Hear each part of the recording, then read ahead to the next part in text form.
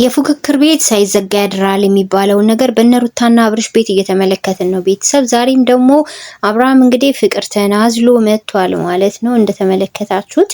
እኔ ግን በጣም የምታሳዝነኝ ከምንም በላይ ማለት ነው ፍቅር ተነች። ምክንያቱም ሩታ አንደኛዋን ሁሉ ነገር ገብቷታል፣ የምታረገውን ነገር ታውቃለች። ግን ፍቅር ተደግሞ ማለት ነው ሄድኩ ስትል እንደ አዲስ ያስጀምራታል ማለት ሁሌም ማለት ነው ሁሌም በሚገርም ሁኔታ ወደ ራሷ መንገድ ልትመለስ ስትል ይሄድና በሆነ መንገድ ብቻ አሳምኖ መልሶ ያመጣታል።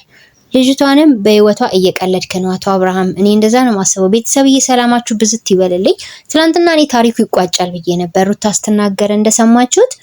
ከዚህ በኋላ በእንደዚህ አይነት መልኩ ይበቃኛል በቃ ማለት እስከ ጥግ ድረስ እንዲያይ ስለምፈልግ ነው ያረጋችሁን እያንዳንዱን ነገሮች ያመጣሁት እንዲያይ ስለምፈልግ ነው። ምን ያህል እኔ ስናደድበት ሳዝንበት እንደነበረ አይቶ ቢያንስ እንዲማር ነው ብላለች። ግን እሱ አብርሃምም ዛሬም ተመልሶ በዛው መስመር ነው የመጣውና ትንሽ እኔ ያላቅም ይሄ ነገር ወዴት መሄድ እንደፈለገ ሊገባኝ አልቻለም። ምክንያቱም ትዳሩን መታደግ የሚወድ ወንድ በዚህ ልክ ከዚህ በኋላ ማለት ሁኔታውን መቀጠል አልነበረበትም። ትላንት ሩታ ከተናገረችው ምክንያቷ ምን እንደሆነ በግልጽ አውቆታል። ምንም ኬዝ ኖሯት አይደለም ከይስሐቅ ጋር። እሷ አብርሃም ያረገው ነገር ምን ያክል ከባድ እንደሆነ እንዲረዳው እንዲያየው ምን ያህል እሷ ስትበሳጭ እንደነበረችበት እንዲረዳ ነው እንጂ እሷ ሌላ ህይወት ፈልጋ ምናምን ነገር አይደለም። ግልጽ ነገር እኮ ነው ይሄ። እሷም ተናግረዋለች በግልጽ። ግን አብርሃም ጋር የሚከፋበት ምክንያት ምንድነው? ማነች ፍቅርተ የድሮ ጓደኛው ነበረች፣ ፍቅረኛው ነበረች። ስለዚህ ማንም ሊያምነው አይችልም። እሱ ጋር ችግሩ ይበረታል። ፍቅርተንም ደግሞ እንደዛው ደግሞ የሚናገር ይበዛል።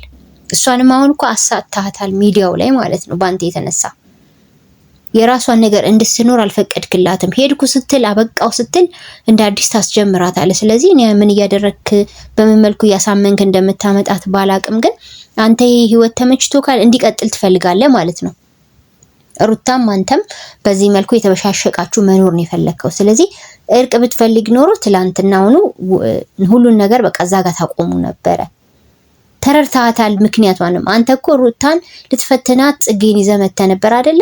ከቤት ልትወጣ ቦርሳ ይዘህ። ስለዚህ ሩታ ደግሞ ቀጣይ ላይ ደግሞ እንደዚሁ ፈተነች። ከዚህ በፊት ፍቅርተን ቤት ውስጥ እራት ልትጋብዛት ይዛ ስትመጣ ንቀት እንደሆነ እንድትረዳው አንተ ያረከውን እሷም አድርጋን ያሳየች። በእርግጥ ይሄ መበሻሸቅ በባለትዳሮች መካከል ተገቢ ነው ብዬ አላስብም። የከፋ ነገር ነው በህይወታቸውና በኑሯቸው ላይ የሚያመጣው። እያየንም ነው። ልጆቹ እስካሁን ሰላም አላወረዱም እና እኔ የምታሳዝነኝ አሁን ላይ ፍቅር ትሆናለች። የምሬ ነው። ለምን ብትሉ እንዴ በቃ በጣም በቃ ሰው መኖር የማይችለውን ህይወት እንዴት ያሳያል? እሷ ከሱ ጋር አብራ መሆናችል እሱ የራሱን ህይወት ነው የሚመራው። ከሩታ ጋራም እንደተጣላ አይቀርም ይታረቃል። ስለዚህ መሀል ቤት ደግሞ ባየር የምትቀረው ፍቅር ነች። ስለዚህ ተጎጇም እሷ ናት ማለት ነው። እና አብርሃም የብሽሽቅ ካያዋጣም ነው እኔ መልክ ሌላ ምን ይባላል? ቤተሰብዬ ከዚህ በላይ አያስፈልግም ነበር። የምሬን ነው ብላችሁ ቲቸር ቆዩልኝ ቤተሰብ። ያው ምሽት እንገናኝ።